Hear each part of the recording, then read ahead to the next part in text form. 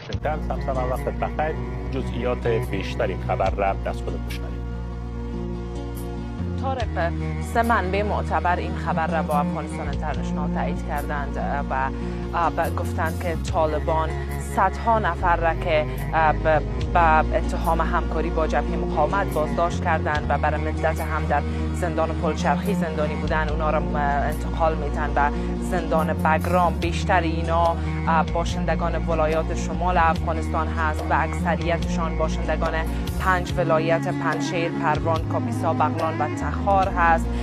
البته مشخص است که طالبان در این مورد وضاحت نمیدهند و وضاحت ندادند و مشخص هم نیست که دقیقاً تعدادشان چه تعداد هستند. منتها تنها چیزی که مشخص هست است که طالبان این افراد را به اتهام همکاری با جبهه مقاومت بازداشت کرده. ما قبلا هم گزارش های زیادی داشتیم که طالبان یک تعداد باشندگان ولایات شمال افغانستان را بدون اینکه اسناد معتبر داشته باشند بازداشت میکنند به اتهام همکاری با جبهه مقاومت و نیروهایی که علیه این گروه میجنگند و به زندان پلچرخی انتقال میتن و حالا هم که زندان بگرام.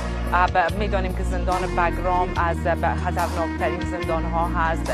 ساخت سازی این زندان، امنیت این زندان و به همین دلیل هم طالبان کسانی را که تصور میکنن برایشان خطرناک هستند به این زندان منتقل میکنند.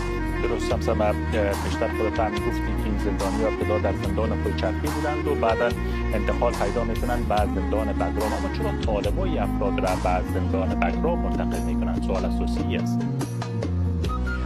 طارق، قسمی که گفتم طالبان در این مورد صحبت نکرده، اما حداقل چند مورد را ما میتونیم بسیار مشخص و واضح بگوییم. اول این که خب ظرفیت زندان هست. تعداد زندانیان طالبان به مراتب بیشتر از ظرفیت هست که دیگر زندان ها دارد. تمام زندان پلچرخی تمام ظرفیت 6000 نفر هست، ولی تعداد کسانی که طالبان بازداشت دارند به مراتب بیشتر از این هست. طالبان خبرنگاران را، کسانی که منتقد این گروه هستند، حتی کسانی که در صفحات اجتماعی کوچکترین اظهار نظر در برابر این گروه میکنند بازداشت میکنند. تعداد زیاد را به اتهام همکاری با جبهه مقاومت و دیگر نیروهای ضد طالبان بازداشت میکنند، به اتهام همکاری با داعش بازداشت میکنند. بنابراین یک مورد میتونه این باشه که ظرفیت دیگر زندان ها احتمالاً پر شده و طالبان میخواین از زندان پلچرخی استفاده بکنند. مورد دیگه هم که میتونه بسیار زیاد مهم باشه امنیت زندان بگرام هست و ساخت ساز این زندان هست.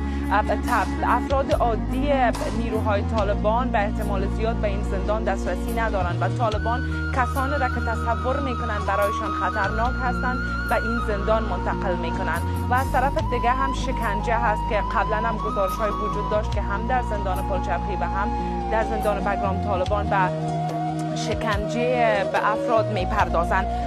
و مورد دیگه هم که میتونه باشه نمایش قدرت هست. طالبان میخواین نشان بدن که حالا به تمام افغانستان به شمول این زندان را که زمان اعضای ارشد این گروه و کسانی که به نظرشان بسیار قدرتمند هستند در این زندان در بازداشت بودن، حالا از اینجا استفاده میکنن.